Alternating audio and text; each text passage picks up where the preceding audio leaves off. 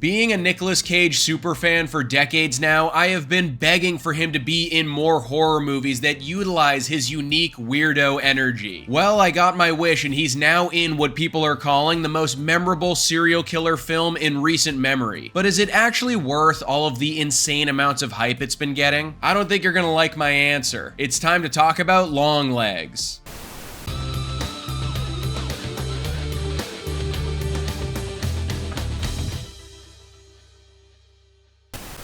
What's up, guys? I'm Sully, and today we're talking about the brand new serial killer horror movie with Nicolas Cage and Maika Monroe, Longlegs. All you need to know about this one is that the story goes like this. In pursuit of a serial killer, an FBI agent uncovers a series of occult clues that she must solve to end his terrifying killing spree. Since I'm a little bit of a wacko myself, serial killer movies are a subgenre of film I have always held near and dear to my heart. I enjoy the absolute hell out of them when they're done correctly, meaning they're well acted, have a compelling story, and feature a killer that would make even Charles Manson want to hide under the covers. Silence of the Lambs, Zodiac, Seven, and funnily enough, American Psycho are the ones that probably sit atop the Mount Rushmore of the genre for me. I just think all of those are super well executed and they offer an intense experience, even if I'm watching them again for like the 20th time. But I'm not gonna lie, I don't think that we've gotten a serial killer movie that has been really worth a shit or pushed the genre forward in a long time now,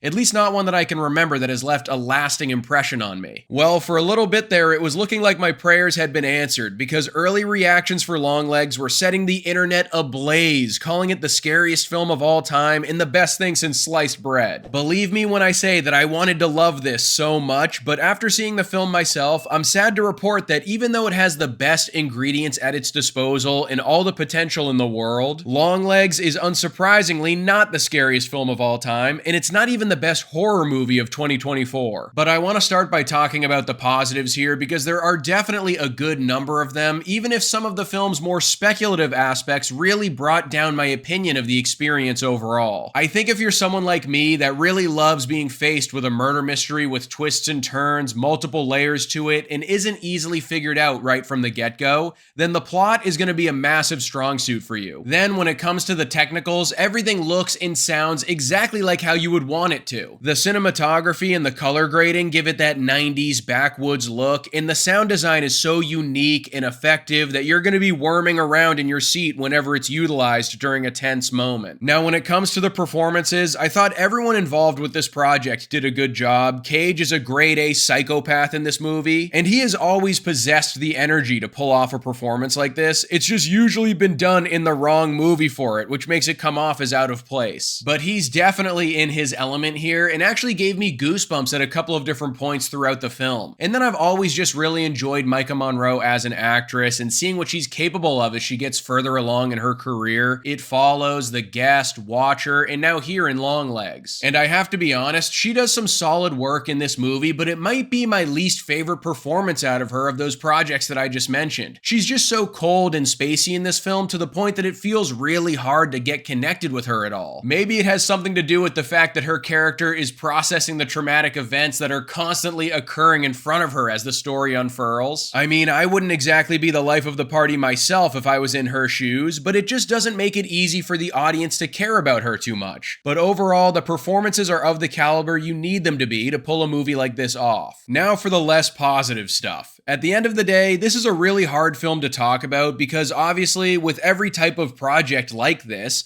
you can't truly get into the nitty-gritty without discussing the ins and outs of everything that occurs over the course of the story. But even on top of that, I'm wrestling so hard with this one because I can see the vision and I appreciate so many different aspects that the final product is made up of. The cinematography is great, the sound design is next level, and the villain performance is memorable. The atmosphere of dread and paranoia that the film is somehow able to keep up for the full length of its runtime is definitely the high point of the entire experience. But for some reason, the movie just did not click with me as much as it seems to have with the general film community. When it's all said and done, I think it's just an extremely difficult task to balance out a narrative like this that's constantly doing a tightrope walk between living firmly in the real world and welcoming in the supernatural. There are so many ways your immersion can be broken if the filmmaker decides to take some risks with the rules and parameters of the environment they put in place from the beginning of the story later on down the line, and I think that's a little bit of what happened here for me. The serial killer films that find ways to channel the depraved and twisted nature humanity is capable of without fully veering into that paranormal territory are the ones that strike a chord with me the most. Which is why the third act of this film came off as kind of goofy and really made everything fall apart for me.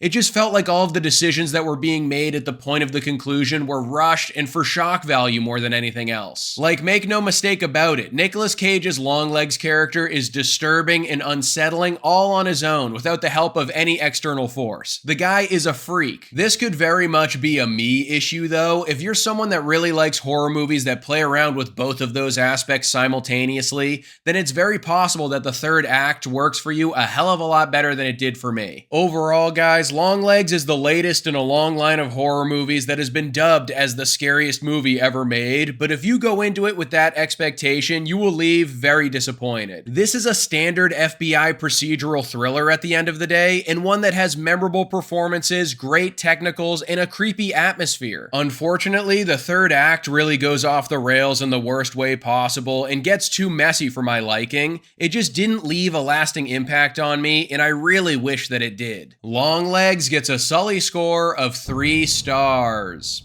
So that's my review for the latest serial killer movie. What do you think is the best serial killer film you've ever seen? I'd probably have to go with Silence of the Lambs, but let me know in the comments below what you think. Don't forget to like this video and subscribe to the channel if you haven't already, and I'll see you guys at the next one.